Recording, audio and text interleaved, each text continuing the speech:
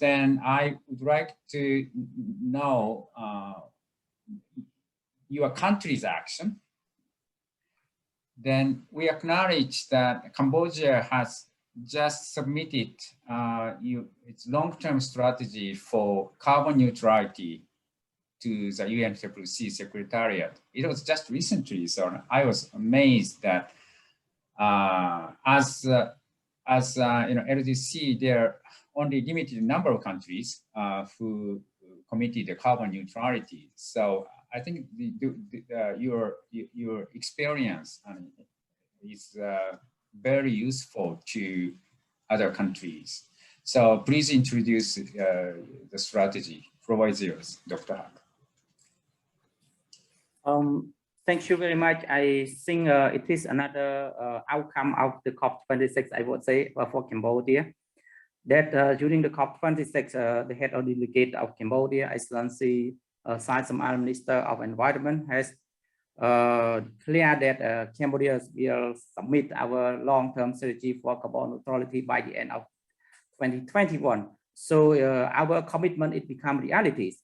And the commitment during the COP26 also follow from the commitment by Prime Minister of the Kingdom of Cambodia that he declared during the World Leader Summit December 2020 that Cambodia will develop long-term strategy for carbon neutrality. So the combination of the commitment made by the Prime Minister during 2020, during the World Summit, World Climate Change Summit 2020, and during the COP26, right at the end of 2021, Cambodia could make it happen to approve that important documents.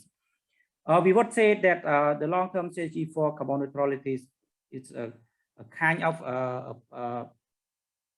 vision documents or vision roadmap to direct Cambodia toward carbon neutrality, a resilient future based on our comprehensive analysis and modeling of relevant economic sectors, meaning that even the country has, set the target to be the neutralities, but we need to balance between economic development, environmental conservation, and also we look at the aspect of human health as well. It is very important. And, based on our assessment, Cambodia could achieve carbon neutrality by 2050, and FULU sectors, forest, and the land use play a very important role to be carbon sequestration.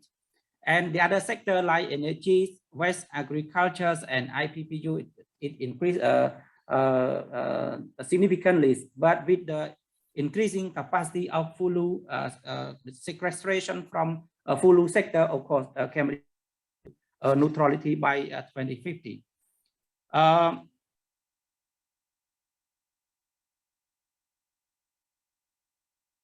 Neutrality by 2050, for the continuation of the implementation of reducing emission from deforestation and forest degradation, as you said, REDD+ strategies, and reform of the forestry sectors.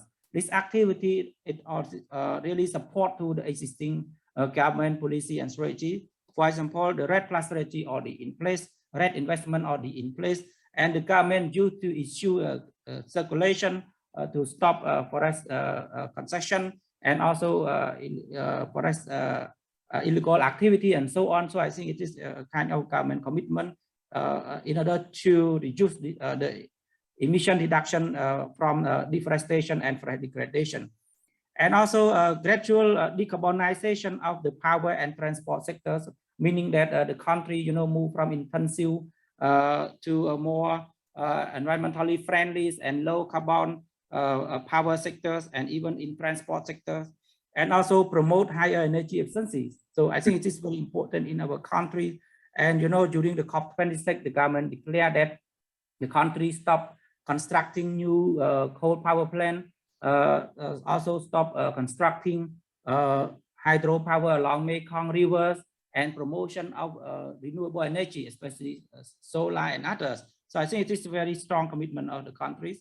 And then promotion of low carbon agriculture practice, industrial process, and waste management. I think it is a kind of strong commitment from the government that we need to promote eco-agriculture and low-carbon agriculture practice, promote low-carbon sustainable waste management and industrial process, and so on. Besides that, the government also set the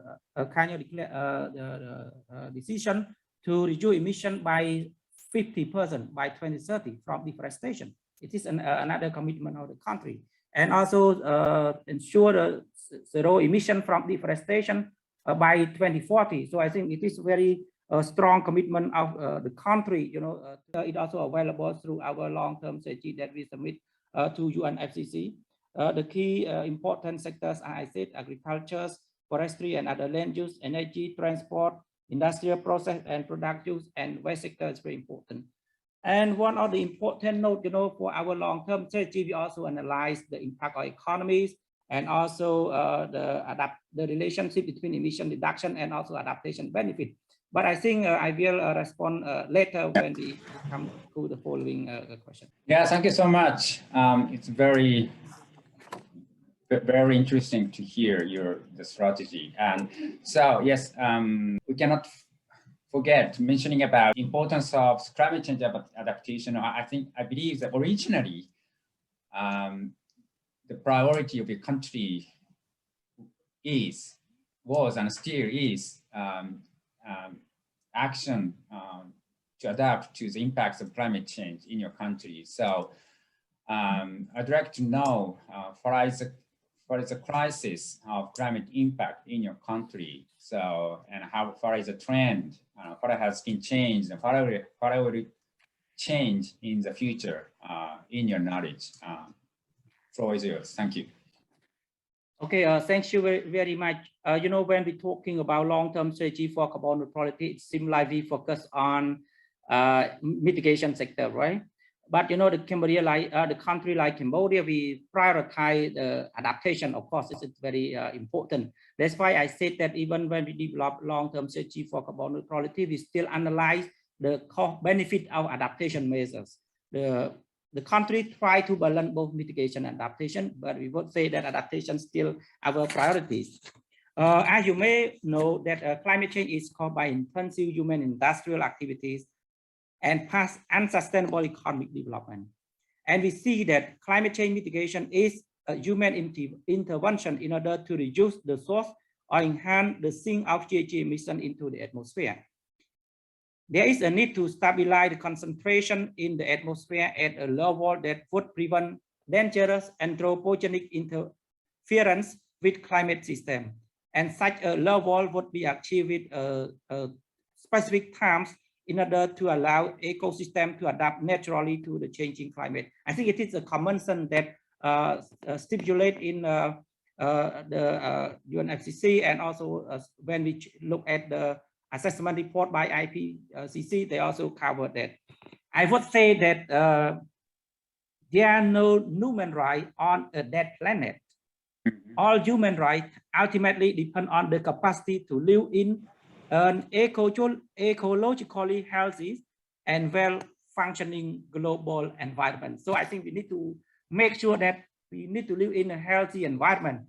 Without life on Earth, I think we cannot think anything beside that, Of course, Cambodia has faced increasing threat from climate change with increasing loss of human life and significant damage to economic development and natural resources due to our limited humans and financial resources, especially our country rely mainly on agriculture.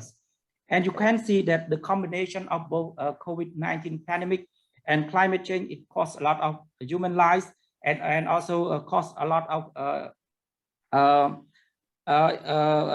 money, for the country development. We observe that over the past 10 years in Cambodia, we spent a lot of money for climate response, especially when we look at our figure 2019, we spent around 2% of our GDP for climate change response. It is huge for developing country like Cambodia. If we don't spend for climate response, we use this money for development purpose. So it means it can help our countries a lot. And based on a study show that because of the impact of climate change, it expect to reduce our GDP grow around 6.6% and absolute GDP around 2.5% by 2030. and increase up to around 10% by 2050. So I think it's very huge if we look at our projection based on current status of the impact of climate change. However, member of United Nations Framework Convention on Climate Change, Cambodia ratified UNFCCC in 1996, and Paris Climate Agreement 2017, and Kyoto Protocol 2002. You know, on this, Cambodia has made a lot of progress and activity to participate with the international communities. And I would say that, of course, the development and submission of our national communication and other report required by the convention is there. And one of the important documents that the country developed, we call a 10-year strategy plan, or called Cambodia Climate Change Strategy Plan 2014 to 2023. I think it is very important and the first ever climate change strategic plan for Cambodia, in order to promote country toward green, low carbon, climate resilient, equitable, sustainable, and knowledge-based societies. And we also see a lot of progress as well. That 2015, we submit our first national determined contribution. And then 2020, we submit our updated nationally determined contribution. And as I said previously, you know, 2021, we also submit our long-term strategies. Our commitment under NDC update, you know, become a reference for our long-term strategy. You know, in our updated NDC, we commit around 42% of emission reduction by 2030. And after that, we try to develop different scenarios in order to bring Cambodia to be neutrality, as I said previously. A lot of activity we propose under our updated NDC, especially as you said, you know, the country still prioritize the adaptation. And more than 100 activity proposed. And to implement this activity, we need around $7 billion, you know, to implement our updated NDC. I would reiterate again that Cambodia still adhere to the principle of common but differentiated responsibility with our capacity, meaning that of course we have strong commitment and we have the strong willingness to participate with the international community, but we do need the support from a developed country or a next one country to show their commitment and leadership to bring what we have here to the reality. So I would say that Cambodia stands with this, both NDC update and long-term strategy. But right now we want to translate it into the real action. So I think this is what we are looking forward, a new decision and commitment from the developed country. Yeah, thank you so much. So yeah, it's a very valuable information shared with me. So yeah, so I intended to ask you a question on how your country balance between the carbon neutrality and economic and social issues, yeah, such as economic growth, social justice, and climate resilience. I think you already introduced how you are trying to keep a balance.